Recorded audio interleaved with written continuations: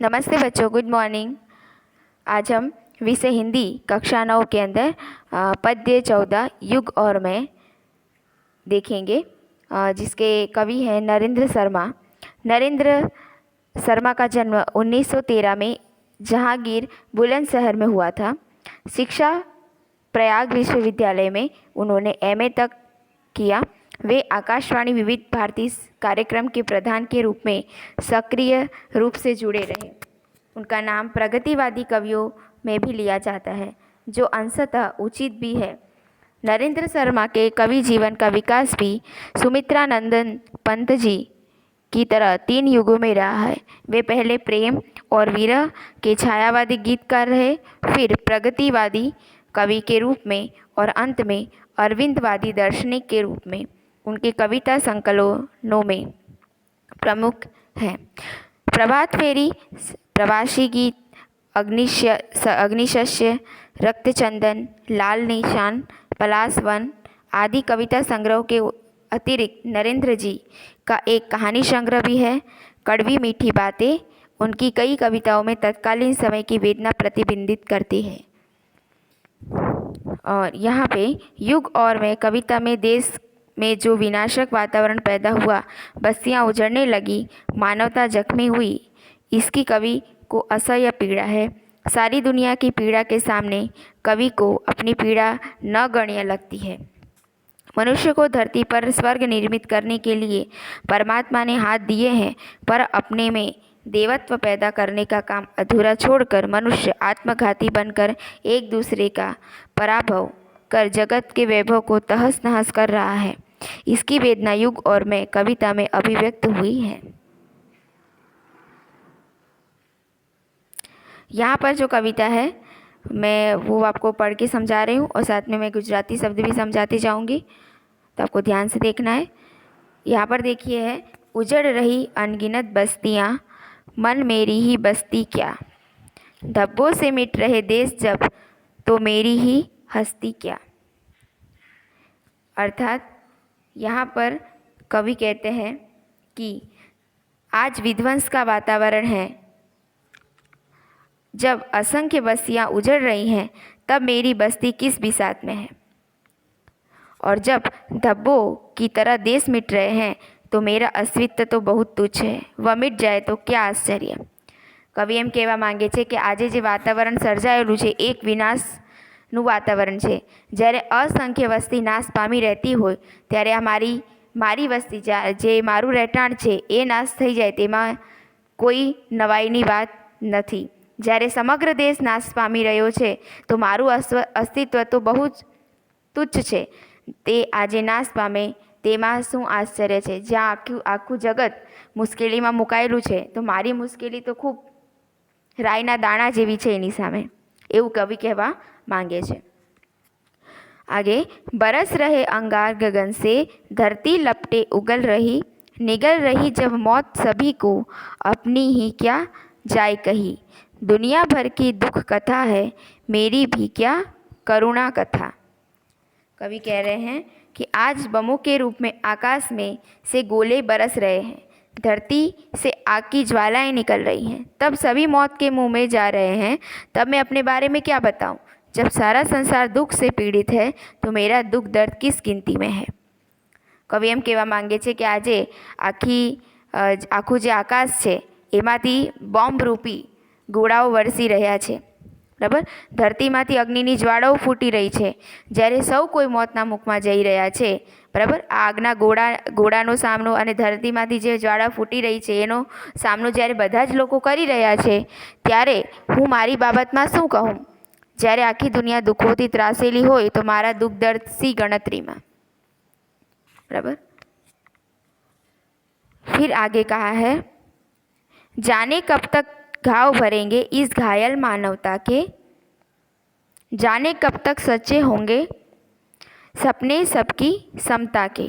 सब दुनिया पर व्यथा पड़ी है, मेरी ही क्या बड़ी व्यथा। कवि कहते हैं कि घायल मानवता के घाव न जाने कब भरेंगे, यह कोई नहीं जानता। दुनिया के सभी लोगों की बराबरी का सपना न जाने कब सच्चा होगा। जब सारी दुनिया दर्द से कराह रही है, तो मैं अपनी व्यथा બળી કેસે કહું। કવિ કહે છે કે અહીંયા જે આપણે સપનાઓ જોયા છે કે લોકોમાં જે અસમાનતા છે એ અસમાનતા દૂર થઈ જશે, પરંતુ આ ઘાયલ માનવના જે ઘા ક્યારે રૂઝાશે એ કોઈને ખબર નથી। જે દુનિયાના લોકોની જે પીડા છે એ ક્યારે સમાપ્ત થશે એ કોઈને પણ ખબર નથી। દુનિયાના જે સૌ લોકોએ એક સમાન થવાનું સ્વપ્ન જ્યારે જોયું છે એ ક્યારે સાચું પડશે એ પણ કોઈને ખબર નથી। જ્યારે આખી દુનિયા દુઃખોથી પીડાઈ રહી છે તો હું મારી વ્યથા કોને કહેવા માટે જાઉં? મતલબ જ્યારે આખી દુનિયા ખૂબ પોતે પીડિત છે તો હું મારી પીડા લઈને એ લોકો પાસે કેવી રીતે જાઉં? બરાબર। અને હું પછી મારી જે વ્યથા છે એને હું મહત્ત્વ કેવી રીતે આપી શકું? બરાબર। आगे, खोल रहे हैं 7 समुंदर, डूबी जाती है दुनिया, ज्ञान था लेता था जिससे, गर्क हो रही वह दुनिया, डूब रही वो हो सब दुनिया, जब मुझे डूबता गम तो क्या। अर्थात हिंसा की आग में 7 समुद्र का पानी उबल रहा है, सारा संसार हिंसा में ग्रस्त हो गया है, जिससे ज्ञान की गहराई का पता लगाया जाता था। दुनिया उसमें डूब रही है। जब सारी दुनिया डूब रही है तो मैं अगर गम में डूब रहा हूँ तो इसमें कौन सी बड़ी बात है। कवि एम कहे छे કે જ્યારે જે દુનિયાના 7 સમુદ્ર છે એમાં એવો આગમાં હિંસાની આગમાં ઉકળી રહ્યા છે। બરાબર। સમગ્ર સંસાર હિંસાથી પીડિત છે, લોકોમાં હિંસાની ભાવના આવી ગઈ છે અને તેઓ ના છૂટકે પર હિંસા કરવા માટે મજબૂર થઈ જાય છે। બરાબર। જેનાથી જ્ઞાનના ઉડાણનો તાગ મળી રહ્યો હતો। બરાબર। યાની કે જે 7 સમુદ્ર જે પવિત્ર રૂપે હતા એ જ્ઞાનરૂપી સાગર હતા। બરાબર। પરંતુ એ જ્ઞાનરૂપી સાગર આજે હિંસાથી ભરી ગયું છે। બરાબર। તો અને એની અંદર એ જ્ઞાની લોકો એની અંદર સ્વયં ડૂબી રહ્યા છે। જ્યારે આખી દુનિયા ડૂબી રહી છે તો હું પણ દુઃખમાં ડૂબું તેમાં કોઈ અફસોસ નથી। બરાબર। જ્યારે આખી દુનિયા એની અંદર જે દુઃખમાં ડૂબી રહી છે તો મારું પણ દુઃખ એ લોકોની આગળ કંઈ જ નથી। હું પણ જો ડૂબી રહ્યો છું તેમાં કોઈ પણ મહત્ત્વનું નથી અને મને એનો કોઈ પણ અફસોસ નથી। हाथ बने किस लिए करेंगे भू पर मनुष्य स्वर्ग निर्माण, बुद्धि हुई किस लिए कि डाले मानव जग जड़ता में प्राण। क्या कह रहे हैं कि जो यह हाथ है वो किस लिए है? बराबर। ईश्वर ने मनुष्य को हाथ किस लिए दिए हैं कि धरती पर वह स्वर्ग का निर्माण करे। बराबर। सृष्टि को अपने वश में लाए, लेकिन काम अधूरा छोड़कर वह आत्मघात मानव ज्ञानी। बराबर। ये जो ज्ञानी मानव है, लेकिन वो जो जिसके लिए उसको हाथ पैर ये पूरा शरीर दिया गया है, दिमाग दिया गया, उसको उसका सही उपयोग करने की बजाय वह क्या कर रहा है? वह उस काम को बीच में छोड़कर, बराबर, ज्ञानी होने के बावजूद भी वो आत्महत्या की प्रवृत्ति करने में लग गया है। बराबर। आत्मघात करने लगा है। बराबर। उसको हर काम हिम्मत से करना होता है, बल्कि बराबर वो सारी मुश्किलों का सामना हिम्मत से करना होता है। वह काम छोड़कर वो आत्मघाती बनने जा रहा है, ज्ञानी होने के बावजूद भी। सब झूठे हो गए निशाने, तुम मुझसे छूटे तो क्या। बराबर। जैसे जब ऐसे ज्ञानी के निशाने सही न लगे तो मेरे निशाने भी चूक गए, तो इसमें और क्या हो सकता है। यानी कि જ્યારે જ્ઞાની લોકો જ્યારે હવે આત્મઘાત જેવા કાર્ય કરી રહ્યા હોય તેઓ હિંમત હારીને, બરાબર, તેઓ જેઓ નિશાને લગાવી રહ્યા છે એ નિશાના જો ચૂકી જતા હોય તો મારો જો નિશાનો જો ચૂકી જાય તો એમાં કોઈ નવાઈની વાત નથી। एक दूसरे का अभिभव कर रचने एक नए भव को, है संघर्ष निरत मानव अब फूंक जगत गत वैभव को, तहस नहस हो रहा विश्व तो मेरा सपना आपा क्या। बराबर। ये कह रहे हैं कवि कि आज एक दूसरे को नष्ट परास्त कर एक नया संसार रचने की होड़ लगी है। बराबर। आज दुनिया में हम देखते हैं कि सब एक दूसरे के साथ स्पर्धा करते हैं हर विषय में, यहाँ तक कि भाई भाई में स्पर्धा हो रही है। बराबर। और एक दूसरे को नष्ट करने पे लगे हैं। बस हम ये दुनिया का मालिक मैं हूँ यही सब समझ रहे हैं और इसी बुद्धिहीन रास्ते पर चल के वो लोग एक दूसरे के साथ हिंसा का व्यवहार करते हैं। बराबर। आज मनुष्य जो है वो वर्तमान जगत के वैभव को नष्ट करने के संघर्ष में लगा हुआ है। जब सारा विश्व नष्ट हो रहा है तो जो मेरा है उससे बचने का प्रश्न ही नहीं उठता। बराबर। जब पूरी दुनिया नष्ट के तागार पर खड़ी है और उसमें मेरा छोटा सा हिस्सा अगर वो नष्ट हो रहा है तो उसमें कोई आश्चर्य होने की बात नहीं है। બરાબર। કવિ એમ કહે છે કે જ્યારે આજે એકબીજાનો નાશ કરીને નવી દુનિયા રચવાની સ્પર્ધા જાગી છે લોકોમાં, બરાબર, અને આજે મનુષ્ય વર્તમાન જગતના વૈભવનો નાશ કરવાની મથામણમાં રોકાયેલો છે। જ્યારે આખું વિશ્વ નષ્ટ થઈ રહ્યું હોય તો જે દુનિયાનો એક ટુકડો છે, જે મારી વસ્તુ છે, અગર જો હું એને બચાવવાનો પ્રશ્ન જ ઊભો થતો નથી। બરાબર। તો આજે જે કવિતા છે યુગ ઓર મેં, એની અંદર જે કવિ છે, બરાબર, તે આજનું જે વાતાવરણ વિનાશક પ્રવૃત્તિઓ જે છે, બરાબર, વિનાશક પ્રવૃત્તિઓથી ભરેલું છે, બરાબર, ગામડાઓ, શહેર, બરાબર, દેશ ઉજળી રહ્યા છે, બરાબર, એ નષ્ટ થઈ રહ્યા છે, અને જે લોકોની અંદર જે માનવતા રહેલી છે એ માનવતા પણ સમાપ્ત થઈ રહી છે। બરાબર। તો આવી દશાને જોઈને જે કવિ છે એ ખૂબ દુઃખી થાય છે, પરંતુ લાખો લોકોની જે પીડા છે તેમની સામે કવિને પોતાની પીડા એ સાધારણ જેવી લાગે છે। તેઓની પીડાની આગળ કવિની પીડા ખૂબ સામાન્ય છે એવું કવિ કહે છે। પ્રસ્તુત કવિતાની અંદર કવિ એ કહેવા માંગે છે કે સંસારના દુઃખ અને દર્દની સામે એક મનુષ્યનું દુઃખ કંઈ પણ નથી। બરાબર। તો એવી પીડાથી કોઈ દિવસ આપણે નિરાશ થવું જોઈએ નહીં, એમ કવિ કહેવા मांगे छे। चलो तो आगे हम यहाँ पर शब्दार्थ और टिप्पणी समझ लेते हैं।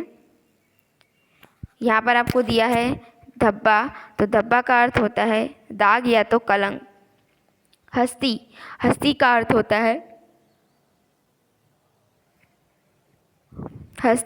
होता है अस्तित्व। लपटे, लपटे का अर्थ होगा ज्वाला, बराबर, अग्निनी ज्वाला। समता एटले के समानता। व्यथा तो दुख और पीड़ा। रुख, रुख का मतलब वर्तन और व्यवहार।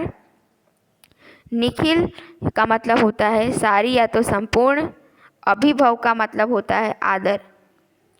भव का मतलब संसार अथवा तो दुनिया। वैभव यानी कि संपत्ति, और आपा यानी कि अभिमान। बराबर। फिर उसके नीचे आपको मुहावरे दिए गए हैं। गर्क होना तो डूब जाना, तहस नहस होना तो नष्ट होना, पासा उल्टा पड़ना तो परिस्थितियाँ विपरीत होना। बराबर। तो बच्चों ये यहाँ पर शब्दार्थ और टिप्पणी हुए हैं। फिर मैं आपको प्रश्न उत्तर भी समझा देती हूँ। चलो, तो आपको यहाँ पर प्रश्न दिए गए हैं। युग और मैं कविता के रचनाकार का नाम क्या है? जो ये प्रस्तुत कविता है उसके रचनाकार का नाम है नरेंद्र शर्मा। दूसरा प्रश्न है गगन और धरती से क्या हो रहा है? तो गगन से आग के गोले बरस रहे हैं और धरती से ज्वालाएं उठ रही हैं। तीसरा प्रश्न है 7 समंदर में क्या हो रहा है? तो 7 समंदर में हिंसा की आग से पानी खौल रहा है। बराबर। फिर चौथा प्रश्न आपको एक दिया गया है कि काव्य के शीर्षक का समानार्थी शब्द दीजिए। तो काव्य का शीर्षक ये है युग और मैं। बराबर। काव्य का शीर्षक आपको दिया है युग और मैं, तो आप उसका समानार्थी एक एक शब्द का निकालेंगे। तो युग का अर्थ होगा जमाना, और मैं का मतलब यहाँ पर मैं यानी कि जो कवि लिख रहे हैं, बराबर, उनका नाम। बराबर। तो हम यहाँ पर मैं का मतलब लिखेंगे कवि। बराबर। तो इसका अर्थ आएगा युग और काव्य के शीर्षक का समानार्थी शब्द होता है जमाना और कवि। ठीक है। चलो आगे। निम्नलिखित प्रश्नों के 2-3 वाक्य में उत्तर आपको लिखने हैं संक्षेप में। तो पहला प्रश्न है बुद्धि और हाथ किस कार्य के लिए हैं? तो बुद्धि का कार्य संसार के अज्ञान को दूर करने, यहाँ छाई जड़ता मिटाना है। हाथों का काम बुद्धि के मार्गदर्शन में पृथ्वी को स्वर्ग की तरह सुंदर बनाना है। दूसरा है ज्ञान और पृथ्वी की कैसी स्थिति हो रही है? तो ज्ञान अपनी गहराई खोता जा रहा है, पृथ्वी जो है वो दुख के समुद्र में डूब रही है।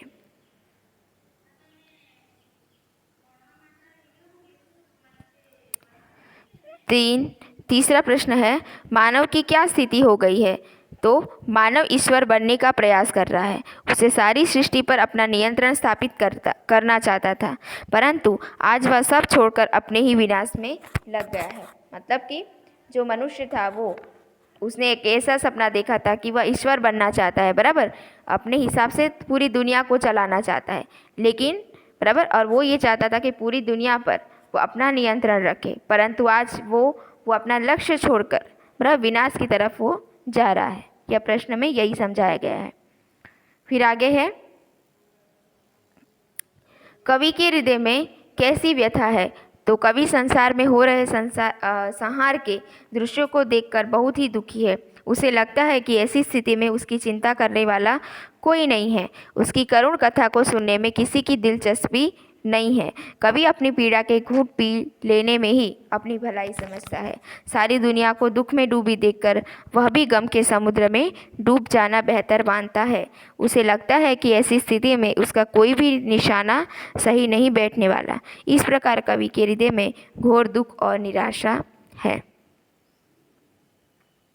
फिर आगे प्रश्न है, युग और मैं कविता का संदेश लिखिए। तो युग और मैं कविता में कवि ने संसार की स्थिति के संदर्भ में अपनी स्थिति देखी है, बराबर। कवि कहता है कि प्रायः मनुष्य अपनी मामूली पीड़ा को भी बड़ी मानने लगता है। उसे लगता है कि उसके अस्तित्व का कोई महत्व नहीं है। प्रस्तुत कविता के माध्यम से कवि कहना चाहता है कि दुनिया की स्थिति देखकर मनुष्य को कभी हताश और निराश नहीं होना चाहिए। उसे आत्मविश्वास पूर्वक पूर्ण जीने का प्रयत्न करना चाहिए। तो बच्चों, यहाँ पर जो हमारे प्रश्न उत्तर है वो यहाँ पर समाप्त होते हैं, बराबर।